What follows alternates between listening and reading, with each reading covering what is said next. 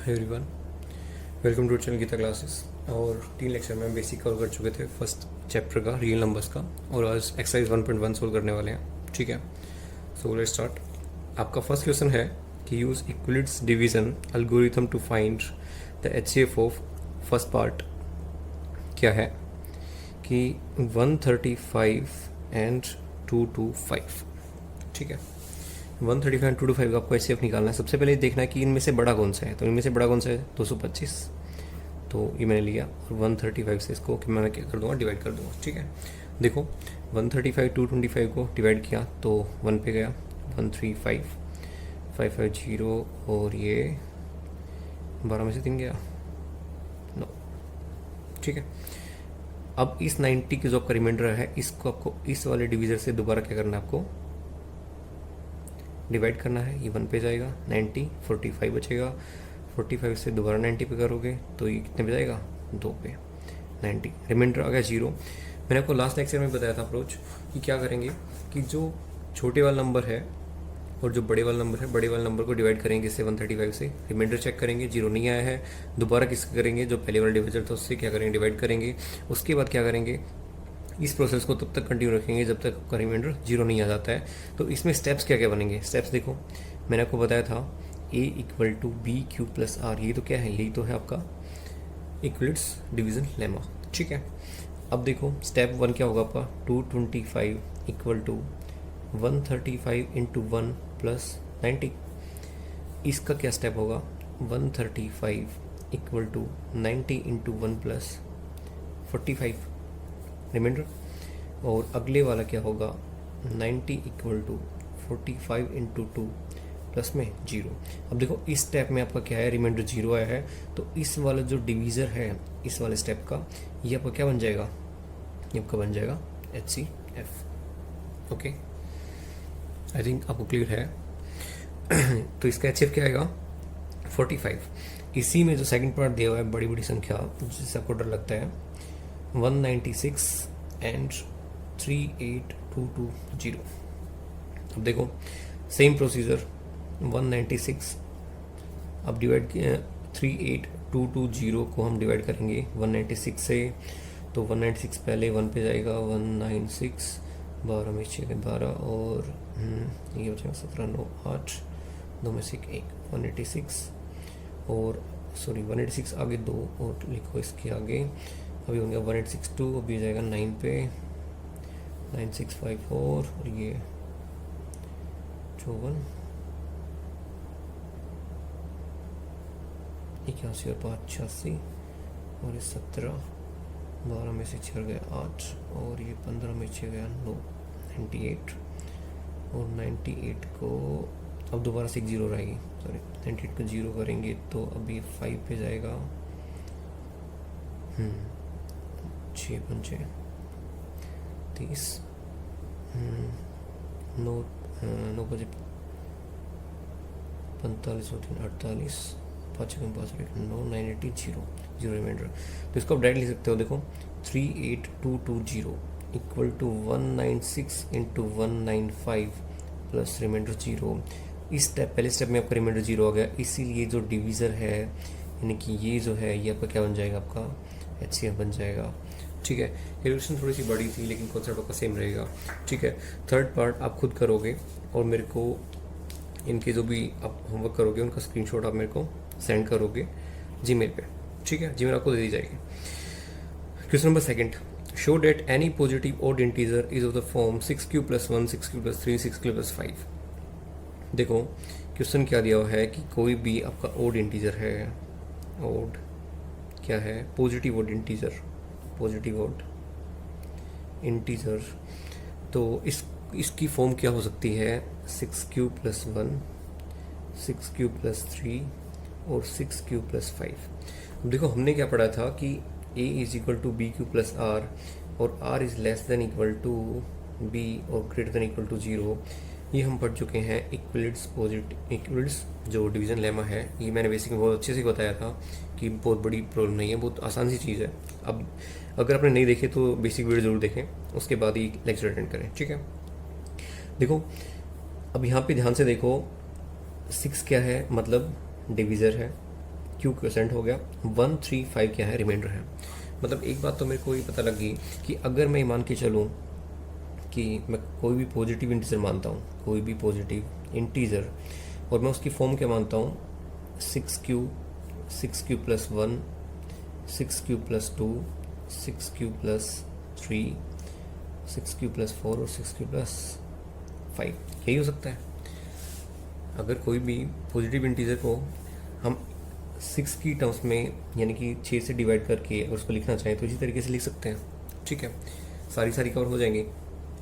अब देखो, पहला है 6q, 6q को आप लिख सकते हो 2 इंटू 3q। अब हमने सीखा था कि 2 से जो भी डिविजिबल होंगी या 2 जिसकी भी मल्टीप्लाई आएगा वो क्या बनेगी इवन बनेगी, यानी कि क्या बनेगी, इवन बनेगी। ये फर्स्ट। सेकंड इस साइड लिखते हैं 6q प्लस 1। ठीक है, क्या इसमें से 2 कॉमन आ रहा है?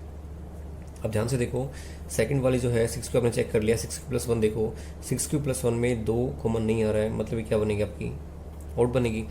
नेक्स्ट 6q प्लस 2, इसमें से आप 2 कॉमन ले सकते हो, 3q प्लस 1 इसको ले सकते हो, ये क्या बन गया अगेन, इवन।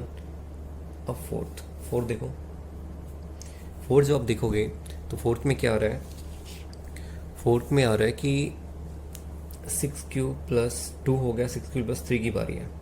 क्या आप इसमें से 2 बाहर ले सकते हो? नहीं ले सकते हो, यानी कि 2 इसमें से डिविजिबल नहीं होगा, तो क्या आएगा इसमें, ये ओड हो जाएगा फोर्थ पार्ट। ये फोर्थ पार्ट हो गया। फिफ्थ पार्ट देखो, 6q प्लस 4। अब देखो, आप इसमें से 2 बाहर आराम से ले सकते हो, ये आएगा 3q प्लस 2, और ये क्या बन गया आपका, इवन।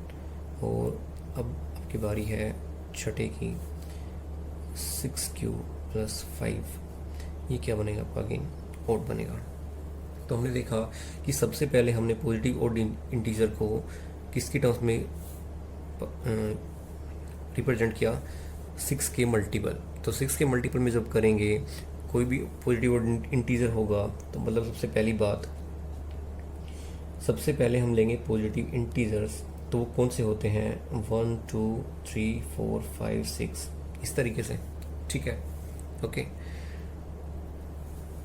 तो अगर आप इनको देखोगे 6 की उसमें यूज़ करोगे तो किस तरीके से रिप्रेजेंट होंगे, 6 into Q, 6q plus 1, 6q plus 2, 6q plus 3, 6q plus 4 और 6q प्लस 5। मतलब जो रिमाइंडर होगा वो लेस देन b होगा, और b यहाँ पे क्या है, 6 है, तो remainder can be vary from 0 to 5। ठीक है, तो इस तरीके से 3 तो आपके इवन बनेंगे और 3 आपके ओड बनेंगे। यहाँ पे हम लिख सकते हैं from second, fourth and 6th, we can say that positive odd integer always will be in the form of 6q plus 1, 6q plus 3 और 6q plus 5। ठीक है, बस इतनी सी बात लिखनी है। अगर आप चेक करना चाहो तो चेक भी आप कर सकते हो। किस तरीके से, मान लो आप कोई वैल्यू डालते हो, जैसे इसमें मान लो आप 1 डालते हो, इसमें आप 0 डाल के देखो क्यू की जगह पे, तो क्या आएगा, 1 आएगा, ओड है, बिल्कुल है। इसमें आप क्यू की वैल्यू 1 डाल के देखो, 6 इंटू 1, 6 प्लस 3 क्या 9 बन जाएगा। इसमें आप 6 की वैल्यू, क्यू की वैल्यू 2 डाल के देखो, 6 इंटू 12, 12 प्लस 5 17। मतलब सारे के सारे ओड आ रहे हैं, और आप इनमें से किसी में क्यू की वैल्यू कुछ भी डालोगे तो इसमें क्या आएगी, इवन आएगी, और इसमें क्या आएगी, हमेशा ओड आएगी इन तीनों में। ठीक है, तो हेंस क्या हो गया, ये प्रूव हो गया। अब देखो थर्ड क्वेश्चन है आपका कि an army contingent of 616 members, 616 member हैं, is to march behind an army band of 32 members in a parade. The 2 groups are to be march in the same number of column. What is the maximum number of column in which they can march. देखो, अब एक चीज़ ध्यान से देखना, सबसे पहले दिया उसने 32 मेंबर का एक ग्रुप दिया हुआ है। ठीक है, मैं आपको कंडीशन बता रहा हूँ जो इसकी क्वेश्चन की है।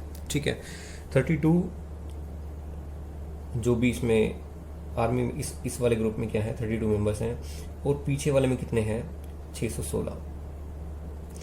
ये कह रहा है कि एक इसके पीछे ये वाला ग्रुप है, तो इसने इनडायरेक्टली ये पूछा है, 616 था ये, तो इसने इनडायरेक्टली ये पूछा है कि कितने मैक्सिमम कॉलम हो सकते हैं, कितनी मैक्सिमम लाइन बन सकती हैं ये वाली अब ध्यान से देखो, अगर मान लो वो सिर्फ 32 मेंबर का ही देता तो हम क्या कर देते, एक ही खड़ा कर देते और यहाँ पे 32 हो जाती। लेकिन कंडीशन ये भी है कि 616 भी में से भी कुछ मेंबर क्या होंगे, इनके एग्जैक्ट पीछे खड़े होंगे और उतनी ही लाइन बनेगी। ठीक है, तो अब देखो इस क्वेश्चन को कैसे कर सकते हो आप इस क्वेश्चन को HCF मेथड से कर सकते हो कि वो मैक्सिमम संख्या जो इसको भी डिवाइड करे और रिमाइंडर 0 है, इसको भी डिवाइड करे और रिमाइंडर 0 है, तो वो संख्या क्या होगी, HCF होगी, वही क्या होगी आपकी मैक्सिमम हाईएस्ट कॉमन फैक्टर होगा। ठीक है, तो चलो सोल्व करते हैं। 32 को 616 को 32 से डिवाइड कर दो। ठीक है, तो डिवाइड करोगे तो क्या आएगा, सबसे पहले 1 पे जाएगा, 32 पे गया। ठीक है, और 11 में से 2 गया 9, और ये 5 में से 3 गया 2, 296 पे। ठीक है, 296 पे, फिर 9 पे जाएगा, 9 दूनी 18, 9 3 27 और 1 28, ये आ गया आपका 8। अब इस वक्त इसको डिवाइड करने के बाद रिमाइंडर है आपके पास 8, और ये डिवाइजर पहले वाला 32 है, तो 32 से दोबारा क्या करेंगे, डिवाइड करेंगे, तो ये जाएगा 8, चुके 32 से 0 आ गया, ये क्या है आपका रिमाइंडर 0। और इसको आप लिख सकते हो इस तरीके से, 616 इक्वल टू 32 इंटू 19 प्लस 8, ये रिमाइंडर था। और अगेन क्या करोगे, 32 इक्वल टू 8 इंटू 4 प्लस 0। अब इस टाइप में रिमाइंडर 0 है, इसीलिए ये जो आपका डिवीज़र है, this one will be HCF of 2 numbers. ठीक है, तो ये क्या बन जाएगा आपका 8 आपका HCF बन गया, और यही क्या बन जाएंगी, लाइन बन जाएंगी।